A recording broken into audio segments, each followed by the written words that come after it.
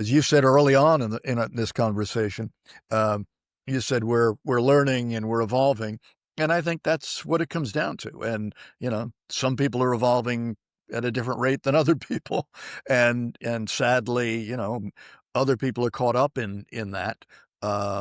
And I certainly buy into the idea of karma. I don't necessarily buy into the idea that, well, people in Gaza, they did something wrong in a previous life, so that's why they're suffering. I don't buy that kind of karma.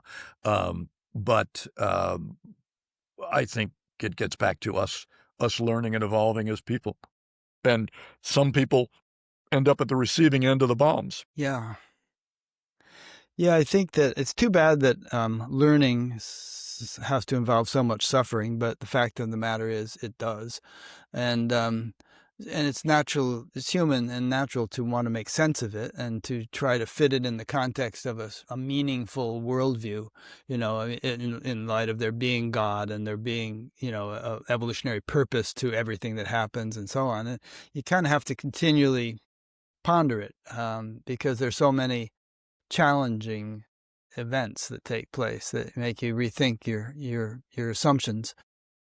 But I nonetheless remain optimistic in the big picture, in the long run. Humanity has been through all kinds of crazy stuff over the years, and who is it? Steven Pinker talks about how things are actually a lot better than we think if we compare it to everything that we've been through, over the millennia. All things are relative, right? Yeah, but I think I find it easier to take on the idea that there's all this suffering in the world if it's through the prism of we're learning, we're evolving, it's going to get better, than if I believed in an all-powerful God who was pulling the strings. Then I'd be saying, what the hell? What are you thinking? Yeah. Well, yeah, when you say all-powerful God pulling strings, that kind of isolates God and it isolates us. And like we were saying earlier, you can't isolate God. It's God pulling his own strings, if you want to put it that way. Right. But no, I'm just saying if I came from a religious tradition that, believed in an all powerful God, right. There's that guy up there that is deciding all this. And, the classic, how can a merciful God, blah, blah, blah. The questions I asked in catechism class at 9 years old, as so many people did. If I believed in that, I'd have a real hard time understanding what was going on.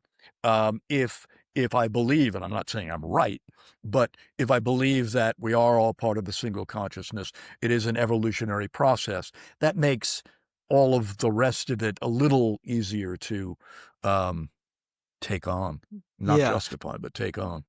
And it's not about punishment. It's about learning.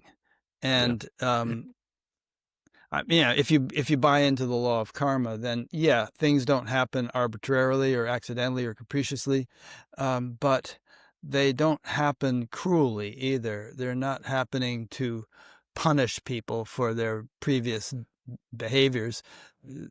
There's an evolutionary purpose to whatever everybody experiences. Yeah. And of course, I'm just espousing a theory here, but we try to make sense of the world, and so this is kind of the best I've got at the moment. Yeah, maybe just go up on the mountaintop and sit it out. Yeah, really.